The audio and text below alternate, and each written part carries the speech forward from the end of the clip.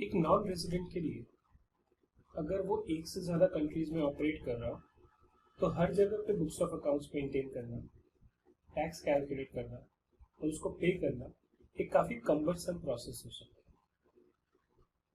इस प्रोसेस को अवॉइड करने के लिए बहुत सारी कंट्रीज क्या करती है कि वो कहते हैं कि आप instead of maintaining books of accounts, instead of doing all these calculations, what you can do is whatever receipts you get from India.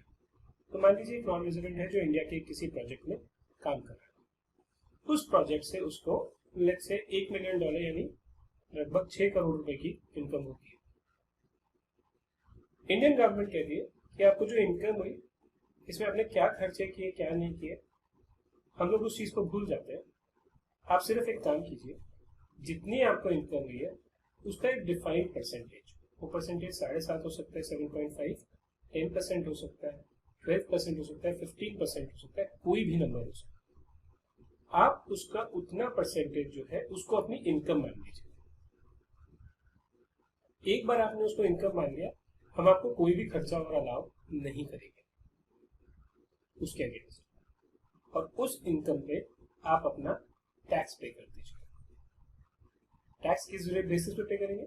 जो भी टैक्स रेट एक नॉन रेजिडेंट के ऊपर एप्लीकेबल है। फॉरेन कंपनी है तो 40%, इंडिविजुअल है तो उसके ऊपर इंडिविजुअल का रेट लग गया, सरचार्ज सेस जो भी है वो सब उसके हिसाब से। उस सेक्शन को डील करने के लिए जो ये प्रिजम्पटिव टैक्सेशन है नॉन रेजिडेंट का, that is something which we are going to look at in the next few slides. So if I have to just tell you, so let's say for example अगर मैं यही चीज आपको numbers के basis पे बताऊं, suppose एक non resident की $1 मिलियन की इनकम है, इसका गवर्नमेंट ने कहा कि आप 10% इसको रिसीट मानिए, यानी $100,000 जो है आपकी इनकम है। इस इनकम के ऊपर अब नॉन रेजिडेंट को नॉर्मली जब आप इनकम कैलकुलेट करते हैं तो आप क्या करते हैं, आप 100 मान लीजिए सेम इनकम होती है, इसमें से आप एक्सपेंसेस माइनस करते हैं और जो इनकम आती है वो हो सकता है 1 लाख से ज्यादा हो या 1 लाख से कम हो।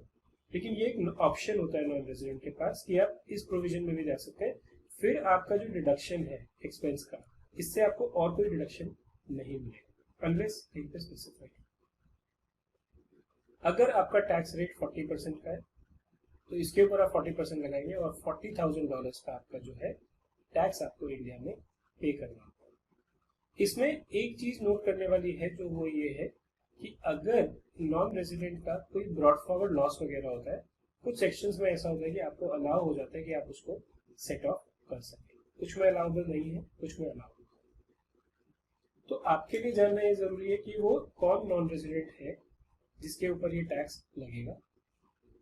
सेकेंड, उसकी किन रिसीट्स के ऊपर ये टैक्स लगेगा, ये बहुत जरूरी है क्योंकि इस नॉन रेजिडेंट की हो सकता है कोई रिसीट इंडिया में हो, कोई आउटसाइड इंडिया हो।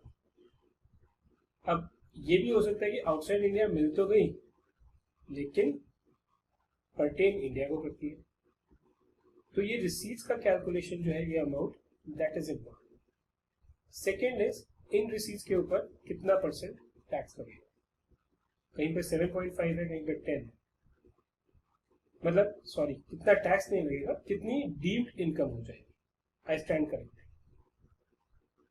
और जब ये एक बार डीम्ड इनकम हो गई, गुड थिंग इज ये टैक्स रेट जो है कॉमन है, ये आप बाद में इसमें लगा के कैलकुलेशंस कर सकते हैं, right. So there are certain provisions in the IT act which provide that the total income of a non-resident engaged in certain specific business, ये इंपॉर्टेंट है। क्यों? ऐसा नहीं है कि हर बिजनेस के लिए फैसिलिटी अवेलेबल है, ओनली सम स्पेसिफिक बिजनेस जहां पे बहुत डिफिकल्ट होता है एक्सपेंसेस कैलकुलेट करना, एलोकेट करना, वहां पर ये applicable are to be computed on the basis of certain percentage of their gross total receipts. Therefore, what is important is 1. Which business is eligible? 2. What is the percentage? 3. What are the gross total receipts? And accordingly, the tax liability will be calculated. The first one which we want to see, but actually let's first see कि इसमें cover कौन कौन से होते हैं। Section 44B में जो shipping income है, अगर एक कोई नॉन रेजिडेंट है जो एक शिपिंग बिजनेस में ऑपरेट कर रहा है, उसके पास ये प्रोविजन ऑप्ट करने का ऑप्शन है।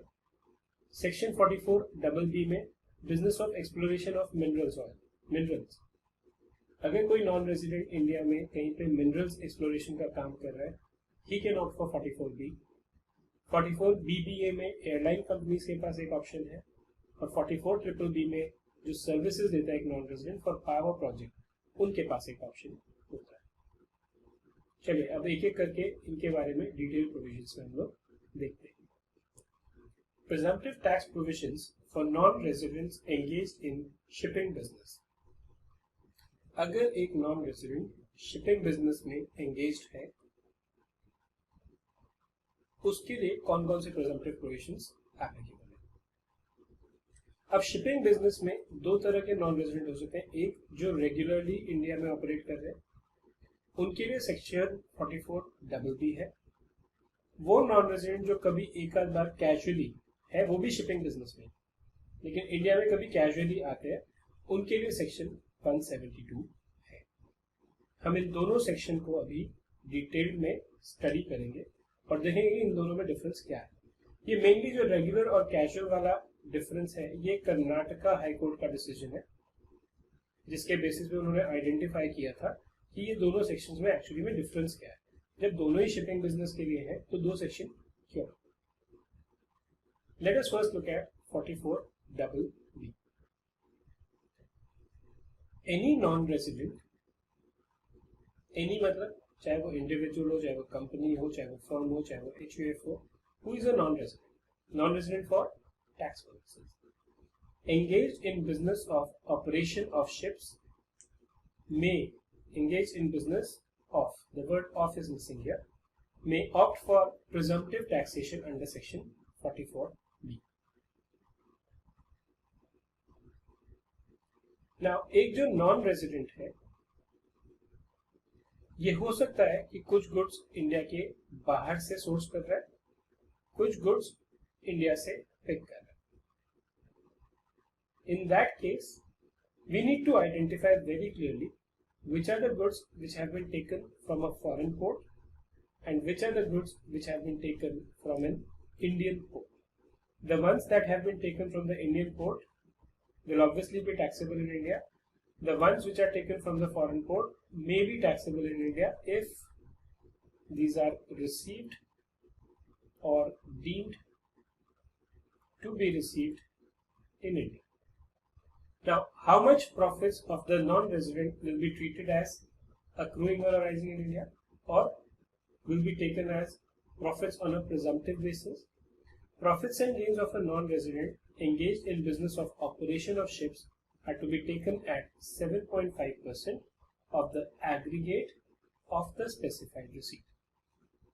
जो भी आपकी specified receipts है, आप उनका सबका टोटल करेंगे, उसका 7.5% जो है वो इस सेक्शन में 44B में प्रिजम्पटिव इनकम आपकी मान लिया जाएगा। एक पॉइंट जो शायद मुझे पिछली स्लाइड में आपको बताना चाहिए था, वो ये है, ये बेनिफिट जो है वो उसको मिलता है जो अपने आप ऑपरेशन ऑफ शिप्स कर रहा है। The main business of the recipient should be of operation of ships.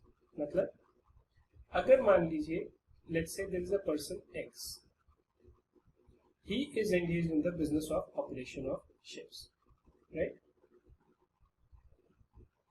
X ने लेकिन एक बंदा था Y, उसको अपना कलेक्शन एजेंट बना दिया। अब ये जितनी भी रिसीट्स है सारी की सारी Y के पास है। Y कहता है कि मेरी जो इनकम है इस कलेक्शन के बदले में मान लीजिए X Y को 5% पे करता है।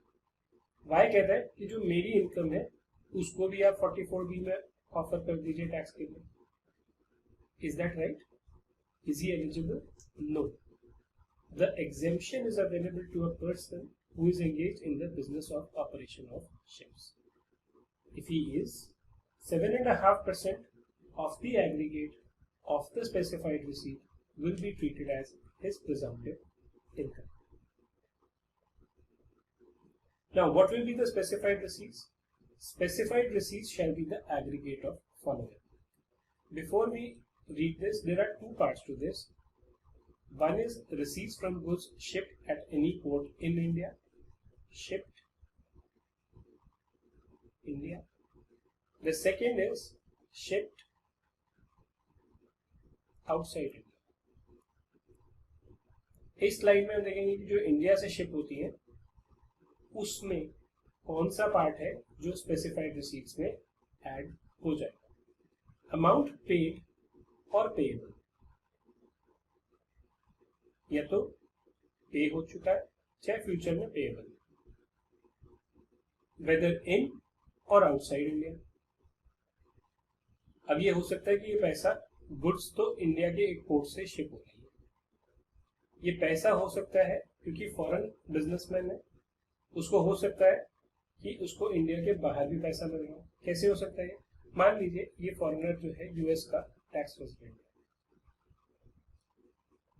Let's say there is another person X who is also in USA. He is engaged into some business. He told F, why don't you pick up the goods, the spices which are there in India, and I will make the payment over to you in US only. So the payment could be in India or outside India. In India कब हो सकती है? India में एक बंदा था Y, इसकी अपनी गुड्स थी जो इसको एक्सपोर्ट करनी थी. इसने F से कॉन्ट्रैक्ट किया, यहाँ से गुड्स लोड करवाई, शिप करवाई एट पोर्ट इन इंडिया और पेमेंट इसके एजेंट को इंडिया में ही कर दी. तो पेमेंट इंडिया में भी हो सकती है, इंडिया के बाहर भी हो सकती है. टू द असेसी हो सकता है एफ को डायरेक्टली दियो और to any person on his behalf. एफ तो इंडिया में उसका कोई ऑपरेशन नहीं था, उसका एजेंट था ए. वाई ने पेमेंट ए को कर दी ऑन अकाउंट ऑफ, किस वजह से? Carrier of passengers, livestock, mail और goods shipped at any port in India. अगर ये पेमेंट होती है फॉर एनी ऑफ दीज, चाहे पैसेंजर जा रहे हैं वो अपना किराया दे रहे हैं, चाहे कोई अपना लाइवस्टॉक मतलब एनिमल्स भेज रहा है इंडिया से बाहर, मेल भेज रहा है, कोई कोरियर कंपनी है जो मेल भेज रही है या गुड्स भेज रहे हैं जो एक किसी भी इंडियन पोर्ट पे शिप हुए हैं, तो चाहे पैसा इंडिया में दिया या इंडिया के बाहर दिया, चाहे असेसी को दिया या किसी और को दिया, ये सब स्पेसिफाइड रिसीट्स में इंक्लूड हो जाए. Such amount shall also include demurrage charges or handling charges or any other amount of similar nature. अगर कुछ लोडिंग अनलोडिंग का या हैंडलिंग के ये फॉरेन कंपनी चार्जेस लेती है, even that will be included in the specified receipts. Now second, receipts from goods shipped at any port outside India. Foreign company यहाँ थी, इंडिया के बाहर किसी पोर्ट पे उसकी शिप में सामान लोड हुआ, the shipping happened outside India, but फिर ये इंडिया में टैक्सेबल क्यों होगी? Because amount received in India. पिछले केस में रिसीव्ड इन और आउटसाइड इंडिया था, इस केस में भले ही गुड्स इंडिया के बाहर शिप हुई है, पैसा इंडिया में मिल रहा है और deemed to be received in India, either received और deemed to be received in India by SSC और ऑन बिहाफ ऑफ एसएससी, खुद या through an agent, on account of carriage of passengers, livestock, mails और goods shipped at any port outside India. India के बाहर के port पे shipping जरूर हुई है, पैसा या तो इंडिया में रिसीव हुआ है या डीम्ड टू बी रिसीव्ड है. इन दोनों केसेस में whatever amount is there, that will also be added to the specified receipts. Like I said, even the demurrage charges or handling charges or any other similar nature, अगर कोई amount है जो India में या तो receive हुआ है या डीम टू बी रिसीव्ड है, इवन वो भी स्पेसिफाइड रिसीट्स में इंक्लूड हो जाएगा. So specified receipts shall include, in respect of goods shipped at a port in India, the amount which is paid or payable in India, or amount which is paid or payable outside India. Doesn't matter. But for goods which are shipped at any port outside India, only the amount received in India or the amount which is deemed to be received in India will be considered as a specified receipt. Let us look at one example in this context. Foreign shipping company received following amounts on account of carriage of passengers from Chennai. Where is Chennai? Obviously in India. So there is carriage of passengers from a port in India. Rupees 20 lakh in India, rupees 1 crore in Malaysia. If there is a carriage of passengers from a port in India, then it doesn't matter whether the receipt is in India or it is in outside India. So in this case, both 20 lakh plus 1 crore. 1 crore is what? 100 lakh. Both of these will be considered as income. Total income will be how much? The total receipts will be how much? So specified receipts is equal to 120 lakh. Presumptive income कितनी होती है non resident shipping company की? 7.5%, right? So 7.5% of 120, which is how much? 9, will be considered as the presumptive income under section 44B. तो India में जो receive किया वो उसका 7.5%, 1.5 लाख रुपए. जो मलेशिया में रिसीव किया 1 करोड़, उसका 7.5%, 7.5 lakh rupees. Total 9 lakh. Assuming this is a foreign company and the tax rate is 40%, here in this question we have excluded surcharge and cess. The tax amount will be 3,60,000.